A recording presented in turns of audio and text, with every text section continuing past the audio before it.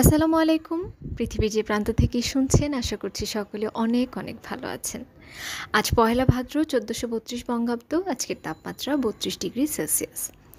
Essential sentence structure ধারাবাহিক আলোচনায় আজ আমরা কিছু বাক্যের মাধ্যমে হ্যাভ এবং গট এই দুটো শব্দের পার্থক্য সম্বন্ধে জানার চেষ্টা করব।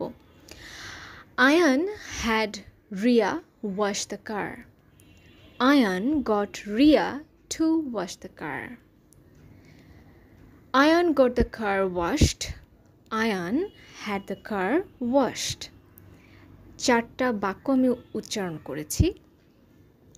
এর মধ্যে হ্যাড এবং গটের পার্থক্যগুলো খুব মনোযোগ দিয়ে দেখলে বোঝা যাবে যে কিছু ক্ষেত্রে ইনফিনিটিভ এবং কিছু ক্ষেত্রে বেয়ার ইনফিনিটিভের ব্যবহার হয়েছে। আমরা উদাহরণ দিয়ে দেখি। Ayan had Ria wash the car. এখানে সেন্টেন্স স্ট্রাকচারটি হলো সাবজেক্ট অর্থাৎ আয়ান, এরপর বসেছে হ্যাড, এরপরে বসেছে অবজেক্ট, লাস্টে বেয়ার ইনফিনিটিভ, অর্থাৎ হ্যাডের অবজেক্ট হিসেবে কাজ করেছে রিয়া এবং ওয়াশ এখানে বেয়ার ইনফিনিটিভ, অর্থাৎ এর আগে কিন্তু টু ব্যবহৃত হয়নি।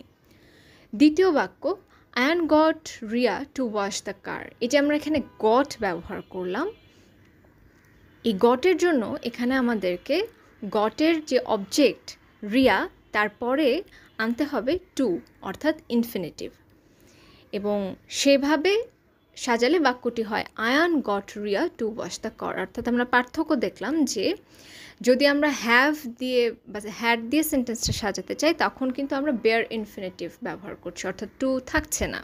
কিন্তু যখন গট আনলাম সেন্টেন্সে Ayan got Ria to wash the car, এখানে যে টু ওয়াশ ইনফিনিটিভ চলে এসেছে। তো এখানে যে আমরা অবজেক্ট ব্যবহার করলাম রিয়া, এটা কিন্তু আমরা জানি যে ব্যক্তিবাচক শব্দগুলো হয় ইনডিরেক্ট অবজেক্ট। এবার যদি আমরা ডিরেক্ট অবজেক্ট অর্থাৎ কোনো বস্তুবাচক শব্দ দিয়ে বাক্যটা সাজাতে চাই তাহলে কি হবে?